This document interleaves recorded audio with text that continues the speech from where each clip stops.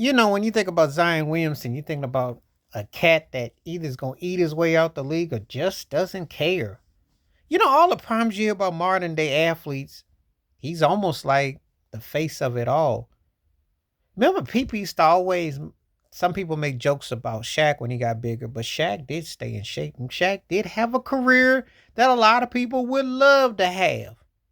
So that the haters eat and feast, because most would love to have Shaq's career or a tenth of it. Or Oliver Miller was considered a big O because he ate, was a big boy, but he played. Zion Williamson though been eating and packed.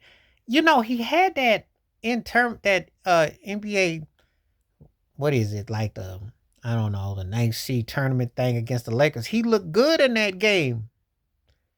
And they looked like if he got himself in shape and did the things, he was gonna be something. That dude that his shoes explode when he dunked with Duke, and the promise of him, excuse me, looking like he could have been like a baby Shaq meets Charles Barkley updated, had it, but he just doesn't have the discipline, the fortitude, the certitude to stay consistent. And the New Orleans Pelicans are a team of the coulda, woulda, shouldas. That should be their nickname, the shoulda, woulda, couldas, because Brandon Ingram shoulda, coulda, woulda, Zion Williams shoulda, coulda, woulda.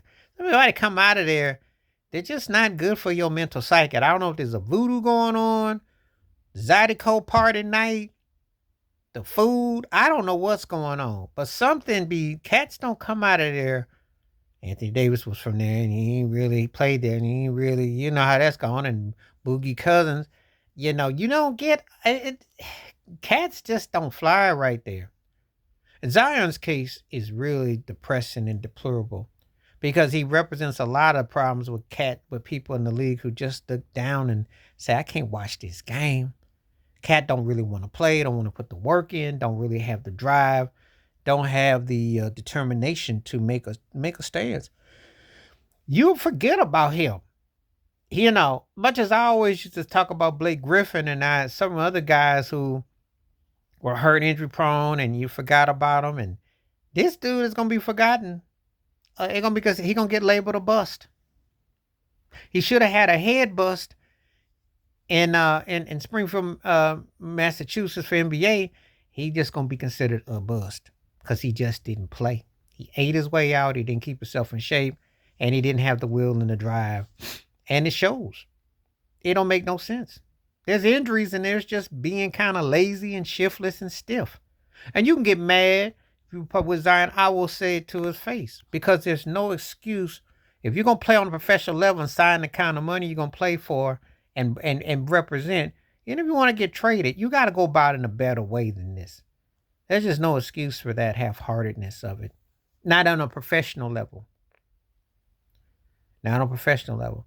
And it's not like I see you like Greg Oden or Sam Bowie or somebody who was injured and, it's unfortunate events. This was just because you couldn't help yourself at the table.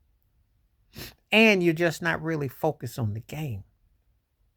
That's the sad part. Because we should be watching a guy, when they had the next 2,500 greatest players, we should have seen a guy that should have been on that level.